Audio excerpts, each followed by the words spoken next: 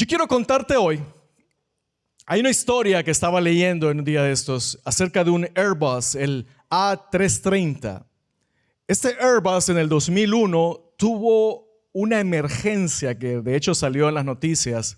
En el 2001, este avión se quedó a altura de 39,000 pies sin gasolina. De hecho, tenía una fuga en el tanque de gasolina y estaba cruzando el Atlántico. Y en ese momento tuvo que llamar a la torre de control, a la torre de emergencia. Y la más cercana estaba a 120 kilómetros de distancia. Sin gasolina, a 39,000 pies de altura, 120 kilómetros de distancia. Ahora estaban en problemas. Tanto el piloto como el copiloto pasaron un momento de estrés muy complicado.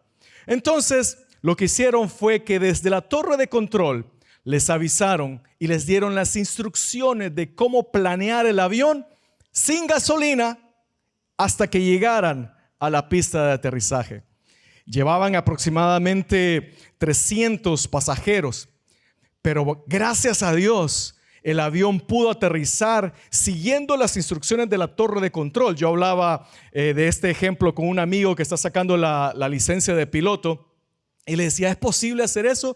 Y me dice, sí. Una vez un piloto que tenga experiencia para planear el avión sin gasolina prácticamente no puede avanzar, pero simplemente con el poco impulso que lleva va hasta llegar a la pista de aterrizaje. Y hoy yo quiero hablarte de algo que yo leía en la Biblia y me recordó este ejemplo porque en un momento Pablo, que escribe muchas de las cartas de la Biblia, sirvió como torre de control para una ciudad, para un pueblo, para un grupo de personas que había perdido el rumbo de hacia dónde se dirigía. Te estoy hablando de el libro de Gálatas. No sé si alguna vez has leído el libro de Gálatas. Gálatas es un desastre por donde lo lees.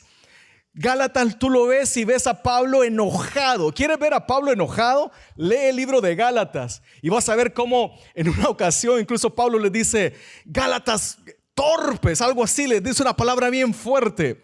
Tú vas a ver que Pablo le escribe a los corintios que era una iglesia de gente depravada, gente que realmente cometía mucho pecado, y Pablo era más amable con ellos, trataba de ser más paciente, pero en Gálatas, en Galacia, eran un poco más religiosos, y este Pablo fue muy fuerte con ellos. ¿De qué se trata? Bueno, en un momento, si vamos un poquito atrás en la historia, en el libro de los Hechos, envían a Pablo de Antioquía a predicar, a abrirse camino por los viajes misioneros. Entre esos viajes misioneros llega a Galicia, donde predica, se encuentra a personas que no eran ni judíos ni religiosos, les predica de Jesús, se convierten y estas personas ahora abren una iglesia. ¿Qué es lo que sucede? Cuando Pablo se va, vienen otros judíos, así como Pablo, pero vienen a confundirlos y a traer un evangelio que no era el que Pablo les había dicho. Y vienen a tratar de enseñarle a estas personas que no eran judías, que eran a los que llamaban gentiles, las personas que no pertenecían al pueblo de Israel, venían a decirles, no. No se trata nada más de creer y que no, tienes que seguir los rituales judíos. Entonces estos falsos maestros vinieron a traer confusión a estas personas. Vinieron a decirles, no es solo la fe. También tienes que hacer alguna obra, tienes que circuncidarte, tienes que cumplir los rituales de la ley. Entonces, estos falsos maestros le querían decir a las personas, ok, bueno, está bien, la fe en Jesús, más esto. Les trajeron el legalismo, la ley a la iglesia. Y Pablo se enojó. Pablo dice, no, ¿cómo es eso? No puede ser eso. No se trata de Jesucristo más. Es la fe en Jesús y es todo. Para creer y para ser salvo es la fe en Jesucristo. Y Pablo, muy enojado, escribe el libro de los Gálatas. Entonces, podemos ver a estos falsos maestros hablándole a los Gálatas, diciéndoles, tienen que cumplir eso. Les dio legalismo. ¿Por qué les dio la ley? Porque ellos tenían miedo a que si no tenían la ley y que solo tenían la fe, si pudieran ir al otro extremo, al libertinaje. ¿Sí me explico? Entonces, la ley que son rituales, reglas y todo lo que tienen que cumplir. Y por el otro lado, libertinaje. Entonces decía, no, si no tienen la ley, estas personas se van a perder. Y Pablo decía, no necesitan la ley y no se van a perder tampoco. Y entonces, ¿cómo hacemos? ¿Qué hay que hacer? Y si te fijas, en este tiempo que vivimos el día de hoy, este tema está vigente todavía.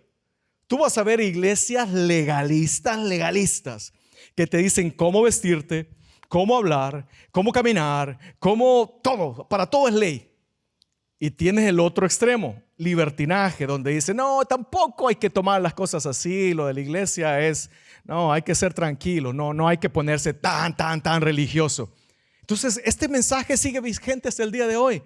Personas que, yo siempre he pensado esto, si existen iglesias legalistas, es porque existen personas que necesitan que les digan qué hacer. Te lo explico de esta forma. Una persona dice, bueno, vengo a esta iglesia, por favor, pastor, dime cuáles son las reglas de la iglesia. ¿Cómo tengo que vestirme? ¿Cómo tengo que hablar? ¿Cómo tengo que caminar? ¿Cómo tengo que servir? ¿Cómo se hace todo? Dime la lista de reglas. Si alguien la quiere saber, se la pasamos aquí a la entrada. No, aquí no tenemos lista, aquí no hay lista. Entonces, es como una persona diciendo, ahórrame el ir a hablar con Dios y dime cuál es la lista que le agrada a Dios. ¿De qué forma tengo que hacer? Entonces ahí es cuando los pastores dicen, bueno, la falda hasta los tobillos, no se rasuren las piernas, no se pueden pintar, no se pueden poner aretes, no se pueden esto, no se pueden lo otro. Así crecí yo. Mi mamá, me acuerdo que en la iglesia donde íbamos, no le permitían hacer nada. Pobre mi mamá no se pudo poner ni siquiera nada de rubor hasta que salimos de ahí, creo yo. A los hombres, creo que era el pelo cortito, bien rasurado, con la corbata. Así como ando yo, no. Sin corbata, pecador. Entonces había una lista de reglas. Y para salir a evangelizar tenías que ir con corbata y camisa manga larga. El gran dilema era la ley o el libertinaje. Entonces Pablo les escribe y les dice, no. La clave para ser cristiano, ¿cómo es que se mueve un cristiano en la vida? ¿Cómo tendríamos entonces que movernos si no seguimos la ley? Pero tampoco podemos ser libres, no podemos irnos al pecado y hacer lo que querramos. ¿Cómo se mueve un cristiano? Y Pablo escribe en Gálatas 5:16 de la carta que les manda y les dice lo siguiente. Digo pues, andad en el Espíritu y no satisfagáis los deseos de la carne. Así lo resumió Pablo. Anden en el Espíritu. Entonces, no necesitas la ley, porque la ley sirvió para que el ser humano se diera cuenta lo impotente que es para cumplir toda la ley y darse cuenta que se necesita a Jesucristo. Es la única forma. No hay ser humano que cumpla todas las leyes, sino que era para darse cuenta de que nosotros no podemos. Necesitamos a Cristo en nuestras vidas. Entonces Pablo le dice, anden por el Espíritu. ¿Qué es andar por el Espíritu? Bueno, estar en la presencia de Dios y el mismo Espíritu te va a ir diciendo cómo comportarte. No tienes ley, no tienes una regla, una lista de reglas, pero vas a saber cuando estás haciendo lo incorrecto. Pero el problema ahora se complica porque tanto tú como yo tenemos un conflicto interior. Cuando vienes a Cristo, cuando entregas tu vida y dices Jesucristo es mi Señor y mi Salvador, en tu interior hay un conflicto bastante grave y en el mío también. Y lo dice Pablo, Gálatas 5:17, dice lo siguiente, porque el deseo de la carne es contra el Espíritu y el del Espíritu es contra la carne, y estos dos se oponen entre sí para que no hagáis lo que queréis. ¿Qué está diciendo Pablo acá? La carne, ¿a qué se refiere con la carne? No al barbecue que vamos a hacer ahora en la tarde, no. La carne son los deseos que tienes en tu cuerpo, tus deseos carnales, a eso se refiere. Entonces, tu cuerpo, tu pecado, todos los deseos que tienes se opone a lo que ahora el Espíritu te está diciendo. Entonces, ahora entendemos por qué nuestro interior nos cuesta tanto. Porque hay una lucha interior de, como dice Pablo, miserable de mí, porque hago lo que no quiero. Miserable de mí, porque no quiero pecar y pasa un ice cream y lo agarro. Yo sé que no tengo que comer mucho azúcar. Mira el ejemplo que pongo para que sea sutil. Esa pelea que tenemos en nuestro interior es lo que una vez escuché a alguien, este ejemplo lo escuché así. Cambiémosle de figura si quieren, pero me dijeron, es como dos perros. Cambiemos como dos bestias, dos animales, dos personas, no sé, lo que tú quieras. Dice, si alimentas al del espíritu, crece el del espíritu y se muere de hambre el de la carne. Si alimentas al de la carne, pero no alimentas al del espíritu, tus deseos carnales crecen y tu espíritu decrece, se vuelve raquítico. Entonces la pregunta es, tienes la lucha interior y esta lucha va a durar toda tu vida. De hecho, le preguntaron una vez a Billy Graham a los 90 años, ¿y con cuál es el deseo o el pecado que más lucha? No, pues con la tentación de las mujeres. El abuelito ya era más nostalgia que otra cosa. Entonces, toda la vida que nosotros estemos con vida, valga la redundancia, vamos a luchar con nuestros deseos carnales. Vamos a luchar. La clave es si alimentas al espíritu o alimentas la carne. ¿Qué estás alimentando? Si tu espíritu está recibiendo alimento, creces. ¿Cómo alimentas el espíritu? Bueno, con oración, leyendo la palabra, ayunando, manteniéndote siempre consciente de que Dios está en todas partes contigo. Entonces así alimentas el espíritu, alimentándote con predicaciones, con la Biblia, con todo lo que alimente tu espíritu.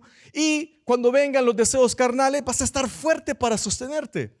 Además también dicen que lo mejor o la mejor estrategia para no pecar es no meterte en esas situaciones. Es como que alguien me diga, no, yo tengo problemas con el alcohol, con las drogas, pero me gusta ir a las discotecas. No, pues vas a caer, estás poniéndote demasiado riesgo. Si alguien dice, no, yo tengo problemas con los tacos, las pupusas, y justo te pones ahí enfrente a ver cómo los hacen, no sé. Dice, no te pongas en ese tipo de situación. Tienes que correr, huir, decir, no, ni siquiera quiero estar cerca. Si caes, bueno, que sea una caída de fallé, pero me arrepiento inmediatamente, ¿no? Entonces, Pablo les está diciendo, hay un conflicto interior dentro de ustedes que se opone el uno con el otro. Y por eso es que vivimos de esta forma, que según lo que hacemos es según lo que tenemos. Pero Pablo se va aún más hondo y dice, les voy a hacer un listado de las cosas que podrían ser, que suceden cuando alimentas la carne. Y luego lo habla en Gálatas 5:19. Dice lo siguiente, y manifiestas son las obras de la carne que son, escucha esto, adulterio, fornicación, inmundicia, lascivia, idolatría, hechicerías, enemistades, pleitos, celos, iras, contiendas, disensiones, herejías, envidias, homicidios, borracheras, orgías. Ahí terminó, no, y cosas semejantes, dice Pablo. Y cosas semejantes, o sea que dejó abierta la puerta. Muchos dirán, no, pero eso yo no lo hago, porque igual ni sé qué significa lascivia y no sé qué cosa. Bueno, cuando no entiendas algo en la Biblia, escucha este consejo, cuando no entiendas algo en la Biblia, en la Reina Valera, vete a la Nueva Versión Internacional. Si todavía no lo entiendes, vete a la TLA, traducción al lenguaje actual. Hay momentos donde hay palabras o situaciones en la Biblia que digo, ¿qué quiere decir esto? Me voy a la TLA.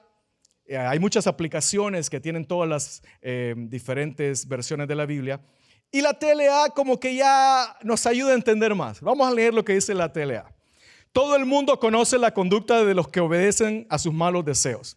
No son fieles en el matrimonio. Mira, ya lo explica mejor. Fornicación, ¿qué es eso? Bueno, no son fieles en el matrimonio. Tienen relaciones sexuales prohibidas, muchos vicios y malos pensamientos. Adoran a dioses falsos, practican la brujería, odian a los demás, se pelean unos con otros, son celosos y se enojan por todo, son egoístas, discuten a causa de divisiones, son envidiosos, se emborrachan y en sus fiestas hacen locuras y muchas cosas. Un poquito más claro, ¿no? Si alimentas la carne, dice Pablo, estos son lo que sucede. Ese tipo de cosas y muchas más, dice, que están por inventarse ya en el 2025. Seguro que van a haber más nuevas. Muchas más. Entonces Pablo dice, aléjate de eso. Aléjate de eso. Alimenta el espíritu. Yo hoy te invito a que juntos alimentemos el espíritu. A que juntos crezcamos. a que escuchemos las palabras de Pablo de alejarnos de todo esto. Saber de que hay dos en nuestro interior que se oponen entre sí, los deseos de la carne y los deseos del espíritu. Y por eso nosotros como hijos de Dios tenemos que cuidar qué es lo que estás alimentando. Fíjate muy bien, porque tu cerebro, tu espíritu, se alimenta así como alimentas tu estómago. ¿Qué alimento le metes a tu estómago? ¿Te vas al basurero y agarras la primera basura que agarras y te lo comes? ¿O buscas cosas más saludables? Dices, esto tiene mucho azúcar, muchas calorías, mucho esto, mucho lo otro. Y tratas de cuidar tu cuerpo. De la misma forma, cuida tu espíritu, cuida tu mente. ¿Qué estás consumiendo? ¿Qué estás viendo? ¿De qué forma estás alimentándote? De esa forma crecerás y tu espíritu crecerá. Y si alimentas tu espíritu, Pablo dice ahora, el punto al que quiero llegar, porque todo esto fue apenas la introducción de lo que te quería decir. El punto al que quiero llegar es lo siguiente. Dice Gálatas 5:22. Mas el fruto del espíritu es amor, gozo, paz, paciencia, benignidad, bondad, fe, mansedumbre y templanza. Entonces, examínate en este momento. El fruto del espíritu tiene estas características. El fruto del espíritu es un fruto con estas diferentes características. ¿Cómo está el fruto en tu vida? ¿Cómo estás más o menos por ahí? Empecemos, el amor. ¿Quién es el mejor ejemplo para el fruto del espíritu? Jesucristo. Él nos amó. Dios nos amó desde antes de la fundación del mundo. ¿Cuánto tú amas? No a tu pareja, no a tus hijos, a tus hermanos que están alrededor. La hermana que te dice, siéntese aquí. No, me voy para atrás. Siéntese aquí. El compañero de trabajo, el que te hace la vida imposible. Tu jefe, tu familia. ¿Cuánto amas? ¿Cuánto amas? No estoy hablando de amar cuando es recíproco. Estoy hablando de amar cuando es difícil. No solo porque viene el 14 de febrero, dice, le voy a regalar lo mejor a mi pareja, lo más caro. Un cartón de huevos o algo así. No sé, algo muy lujoso. Es un lujo comer el huevo ahora, ¿viste?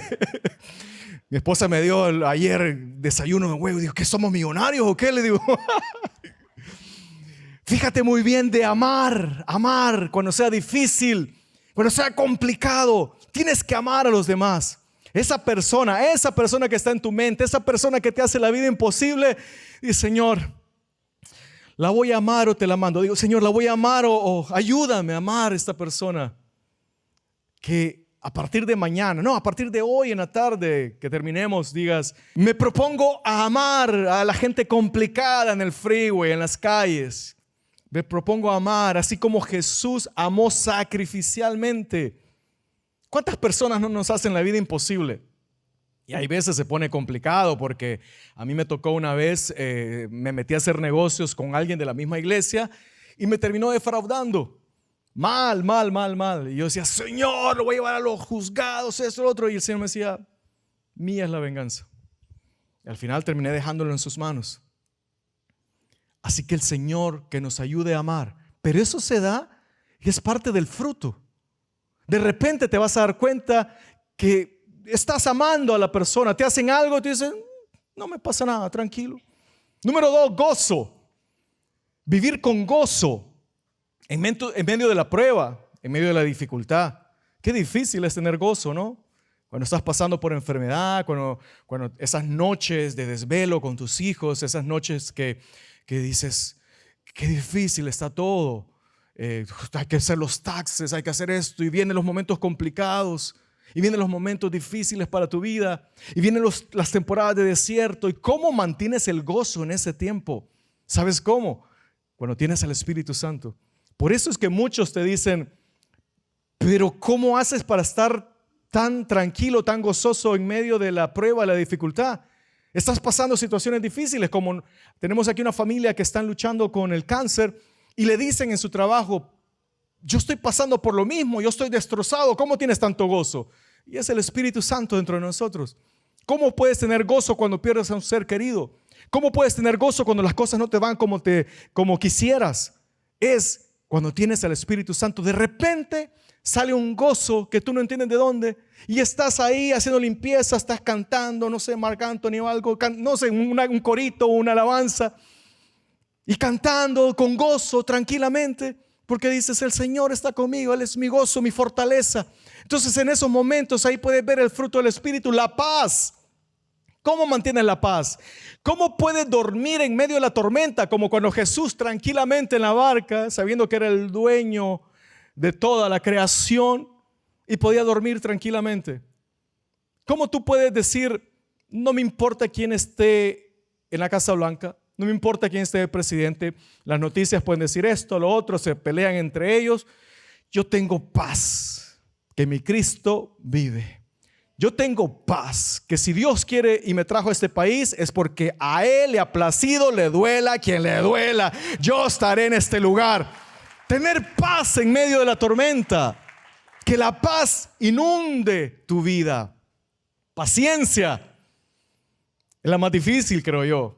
Es con la que más digo, Señor, dame paciencia. Pero ya. Mi esposa hasta quitó el microwave de mi casa. No hay microwave hace ya varios años.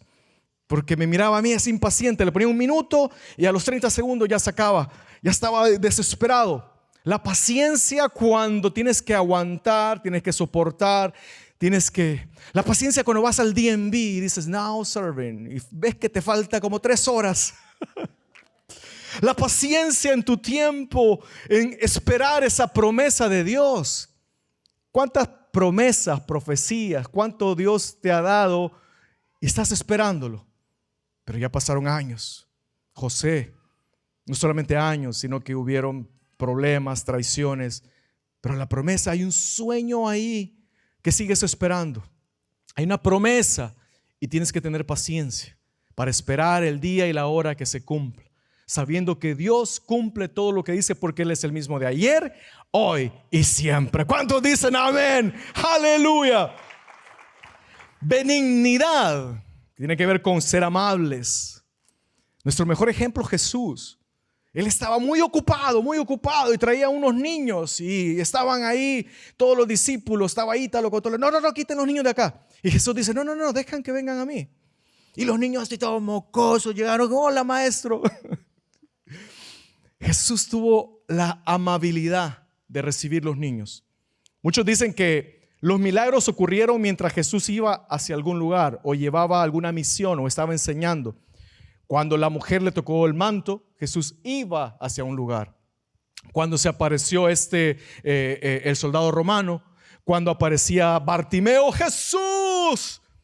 Todo sucedía mientras Jesús iba hacia un lugar. No es que dice la Biblia, no, lo agarraron sentado, justo estaba en la hamaca comiendo una uva. No, Jesús estaba ocupado en su ministerio y tuvo la amabilidad de parar y atender la necesidad. ¿Qué tanto tú tienes la amabilidad de saber que tu vecino, tu amigo o alguien está pasando algo difícil, alguna situación complicada, o simplemente decirle, pase, primero usted, no después de usted, no después de usted? Y ser amable, que la amabilidad te nazca del interior. Aunque tú dices, no se lo merece, pero aquí está paz, hermana.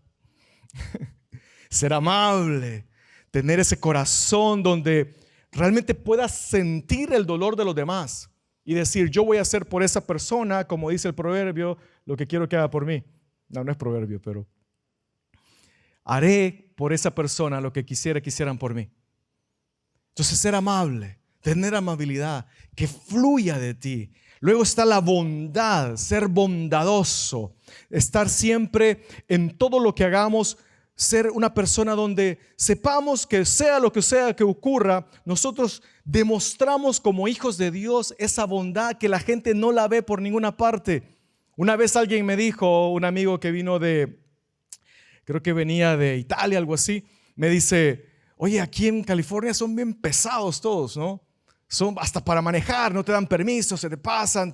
Si te tardas un segundo en el semáforo, ya están ahí con la bocina. Le digo, no somos así. Y sí, ser bondadosos con todo lo que hagamos, en todo lo que vivamos. Si encuentras algo, una billetera que no te pertenece, dices, oh, tiene un ID, tiene $100, bueno, agarro los $100, dejo el ID. No, la bondad, que sea algo que sobrepase, no es la paz, que sobrepase todo entendimiento, que sea bondadoso en todo. Luego la fe, mantenerse siempre con fe en medio de la situación difícil, en medio de aquello que no puedas ver. ¿Qué es la fe? Bueno, creer en aquello que no existe, pero tenemos fe que va a pasar. El Señor nos ha dado promesas en la Biblia y seguir creyendo con fe de que Dios va a cumplir. Si estás esperando una promoción, si estás esperando un trabajo, si estás esperando una pareja, si estás esperando que se abran las puertas, si estás esperando tu estatus migratorio, tener fe de que el Señor va a dar lo que te ha prometido, de que el Señor te dará lo que necesitas. Les cuento de mi amigo que él se iba a orar afuera del edificio de migración. Hace poco estuvo en mi casa y le digo, ¿cómo he hablado de tu testimonio? Afuera del edificio de migración, Señor, necesito mi green card, necesito los papeles. Y lo contaba y tú al inicio lo escuchaba y decías, está loquito este, pero bueno, hay que seguirle la corriente. Pero no, él con fe. Y justo hace unos años recibió su green card. Me dice, mira, pastor, aquí está lo que tanto oré para quien sea que tuviera mis documentos allá adentro, se agilizara y pudieran darme mis papeles. Así que alguien tiene que recibir fe el día de hoy para decir, yo lo creo en el nombre de Jesús. La mansedumbre. ¿Quién es el mejor ejemplo en todo esto? Jesús. Lavar pies. Mansedumbre es humildad. ¿Estarías dispuesto a lavar los pies de alguien que se lo merece o no se lo merece? ¿Estarías dispuesto a decirle, si el Señor te dice, dale una ofrenda a esa persona? No, pero si necesita, bueno, dale la ofrenda.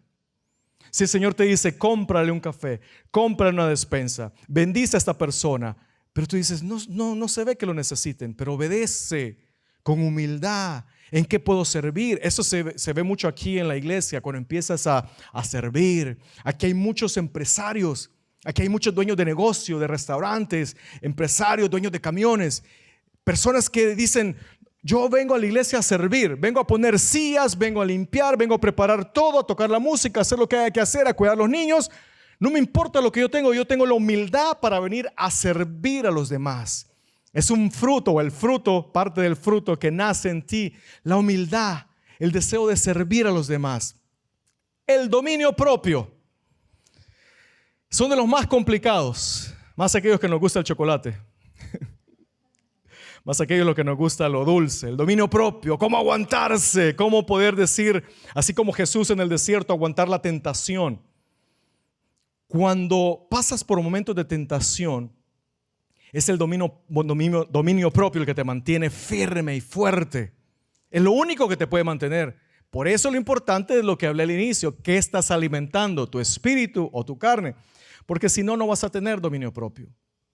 Yo tengo un primo que estuvo muy mal metido en las drogas y él tuvo que ir a rehabilitación.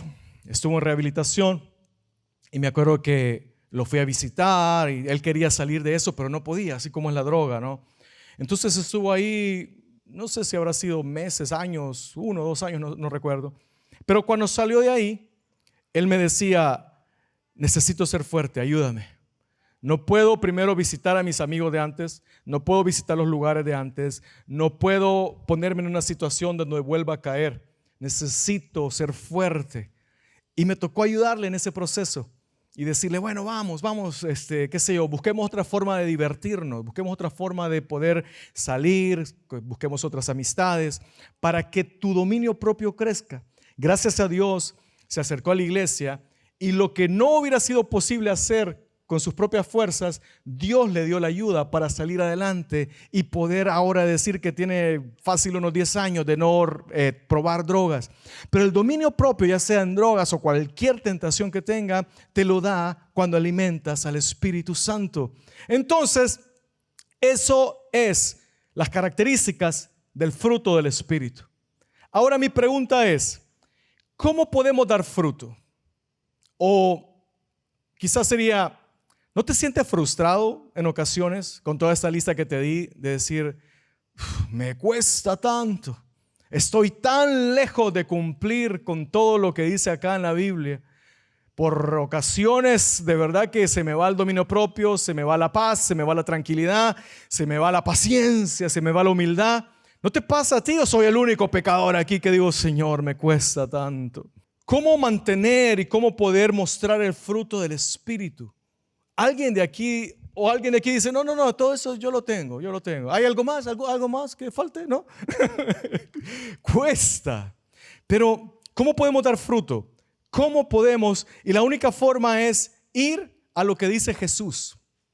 Hay un lugar en la Biblia donde Jesús habla del fruto también. No da las características del fruto, pero sí habla acerca del fruto. ¿Quieres que leamos eso? Está en Juan 15:1. Dice lo siguiente: yo soy la vid verdadera y mi Padre es el labrador. Todo pámpano que en mí no lleva fruto, lo quitará, y todo aquel que lleve fruto lo limpiará para que lleve más fruto.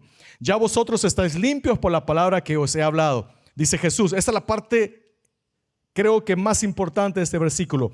Permaneced en mí y yo en vosotros, como el pámpano no puede llevar fruto por sí mismo si no permanece en la vid. Así tampoco vosotros si no permanecéis en mí. Yo soy la vid, vosotros los pámpanos. El que permanece en mí y yo en él, este llevará fruto, porque separados de mí, ¿qué dice? Nada podés hacer. Pablo da las características del fruto y Jesús dice cuál es la forma que daremos fruto. La clave está en permanecer en Jesús. El pámpano, la vid. ¿Quieres tener una imagen gráfica de lo que quiere decir eso? Bueno, quiere decir, la vid es un árbol, el árbol o la mata que da fruto. Quisimos demostrar gráficamente lo que es la vid. La vid es el árbol, ¿no? El pámpano, o nosotros, Jesús nos comparó a nosotros con la ramita donde está colgando las uvas. Y Jesús dice, ok, yo soy la vid, ustedes son el pámpano, ustedes son las ramas. Si ustedes permanecen en mí, darán fruto. Es algo, Jesús era tan maravilloso para explicar, porque temas tan complicados los traía y decía, a ver, ¿con qué compararé el reino de los cielos? Y daba unos ejemplos tan bonitos y tan fáciles de entender. Era unas explicaciones que, a pesar que los discípulos decían, a ver, maestro, explícanos un poco más de esa parábola. Pero en este caso lo hizo tan fácil. ¿Quiénes somos nosotros? La rama, la ramita. ¿Has visto en alguna ocasión alguna rama con un fruto que no esté unida a un árbol? No existe. A menos que sea de plástico, sea de mentira. Y Jesús dice eso. No hay forma, absolutamente no hay forma que tú y yo podamos dar fruto si no estamos unidos a la vid que es Jesucristo. ¿Cuál es la clave para dar frutos? Estar y permanecer en Jesús. ¿Cuántos de aquí quieren dar fruto el día de hoy? ¿Cuántos de aquí quieren prepararse y decir, Señor, con eso estoy listo para dar fruto? Porque nosotros somos rama, la ramita que está unida a la vid, y la savia que corre por las raíces y por todo el árbol, que es el Espíritu Santo, llega a nosotros y ahí damos fruto. Mire cuántos frutos hay en este lugar. Mire cuántos frutos tenemos aquí. ¿Cuántos dicen amén? Yo tengo frutos para dar. Aleluya. La clave de todo es permanece en Jesús. Permanece en Jesús. ¿Cómo permaneces en Jesús? Bueno, tienes que estar consciente 24 horas que Él está ahí contigo. Jesús no se queda aquí en la iglesia. No dices, ya vine a visitarte, Jesús, nos veremos el próximo domingo. Jesús viene contigo. Dice la Biblia que Él mora en ti. Jesús va a tu casa. Jesús ve lo que comes. Jesús se sienta a ver televisión contigo. Jesús va a trabajar contigo. Va escuchando radio contigo. Bueno, ya nadie escucha radio. Va escuchando YouTube, Spotify contigo. Y te dice Jesús, no, cambia esa, no me gusta. Jesús va a tu trabajo. Te acompaña. Jesús está a la hora de tu almuerzo. Jesús está cuando regresas en tráfico. Jesús está cuando regresas a tu casa, cuando estás con tus hijos. Jesús está cuando te vas a acostar y está contigo y te dice, ¿no me vas a dirigir la palabra hoy? ¿No vas a hablar conmigo aunque sea un minuto? Jesús está contigo en todo momento. Permanece en Él. Permanece en Él. Abre las Escrituras. Lee su palabra. Dile, Señor, quiero aprender, quiero crecer más. Busca tiempo para estar con Dios. Arrodíllate cuando te levantas. Señor, encomiendo este día a ti. Antes de acostarte, Señor, gracias por este día. Te pido, te ruego que tus ángeles moren alrededor nuestro. Bendice a tus hijos. Yo espero que mis hijos se duerman y luego me levanto y voy a sus habitaciones y oro, Padre, cúbrelos, guárdalos, que tengan sueños, que vengan esos sueños de parte tuya, Señor. Guarda su crecimiento, guarda su niñez, su adolescencia, lo que venga en sus días. Ora con tu pareja, ora con tu cónyuge. Busca ese tiempo para estar siempre consciente de que Jesús está contigo. Jesús está contigo en todo momento. Tú eres templo y morada del Espíritu Santo y tienes que recordar que si permaneces en Jesús, si te das cuenta 100% de su presencia contigo, que sigues creciendo leyendo su palabra, pero no leyendo la palabra como te dije una vez, como una dosis religiosa que dice, me toca leer el versículo del día. No, trata de entrar a su palabra. Trata de entender, Señor, el pastor predicó de Gálatas. ¿Qué quiere decir Gálatas? Si te cuesta entender la Biblia, cómprate otra versión de Biblia. Una TLA, nueva versión internacional. Busca otras Biblias que tengan comentarios, que digan, esto significa tal cosa, Pablo quiso decir tal cosa.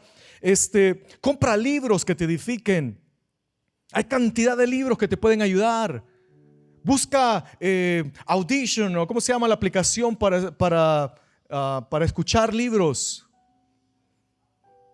Audible. Todas las aplicaciones que te puedan servir para poder crecer. Si no te gusta leer, escucha.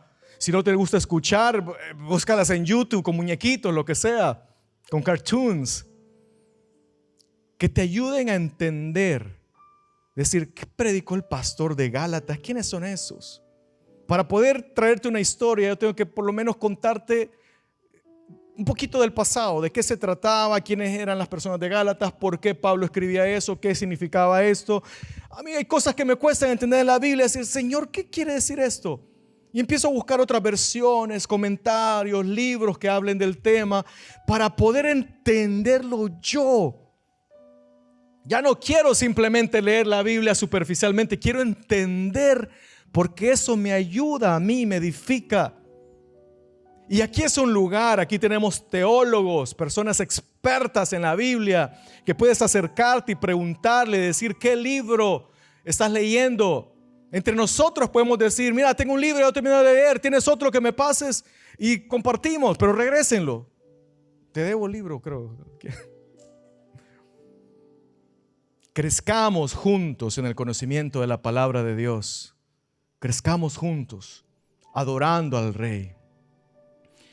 4 puntos antes de terminar esta predicación. 1, el crecimiento es gradual. ¿Qué quiere decir eso? Es lento, pero estás creciendo.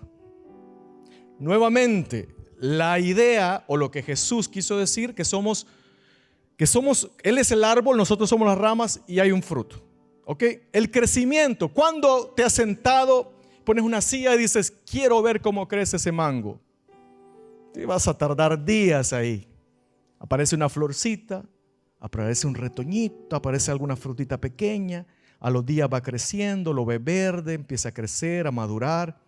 Así es el fruto en nosotros. Así que no te frustres.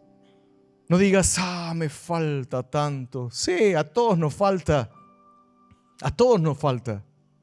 Todos, el fruto está pequeñito, verde, maduro, medio maduro. Todos estamos creciendo cada día. Nuestro fruto va creciendo. Número 2, el crecimiento es inevitable.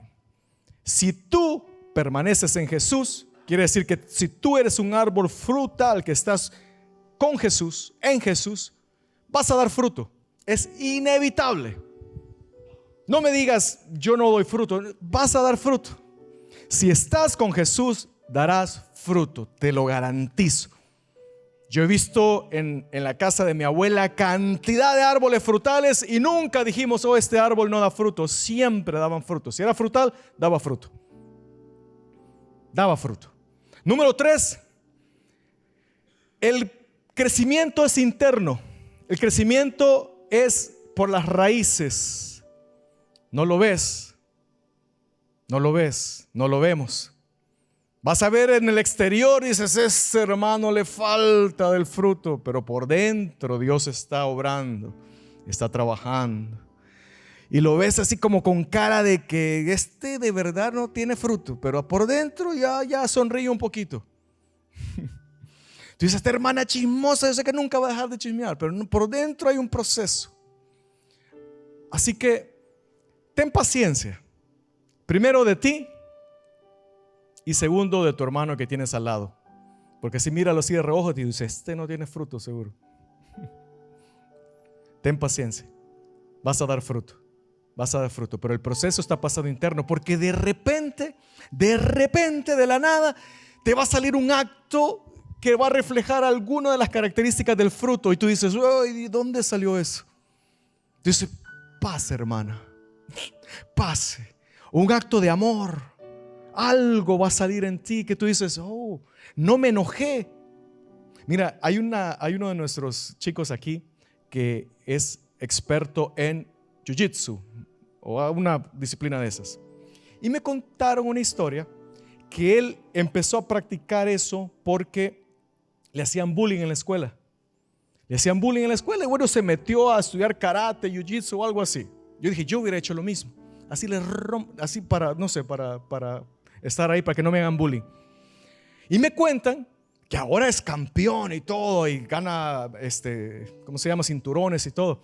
Y le digo, hoy sí le da a todos los que le hacen bullying. Me dice, no, ahora no, porque lo molestan y ahora como él sabe que tiene la capacidad y el conocimiento para poder noquearlos y dejarlos en el suelo, ahora tiene dominio propio. Y se ríe de ellos. Estos pobres, si supieran que con una lo dejaran en el suelo. Si supieran. Eso te da el dominio propio cuando estás creciendo. El crecimiento número 4 es simétrico, que quiere decir que todo, no son los frutos, es el fruto. No son los frutos, es simétrico, todo va a crecer al mismo tiempo.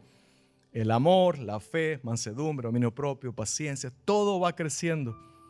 Así que mira y examínate a tu alrededor y di, Señor, veo cambios en mí. El final de todo es que tú y yo nos parezcamos a Jesús. Es el carácter de Cristo en nosotros.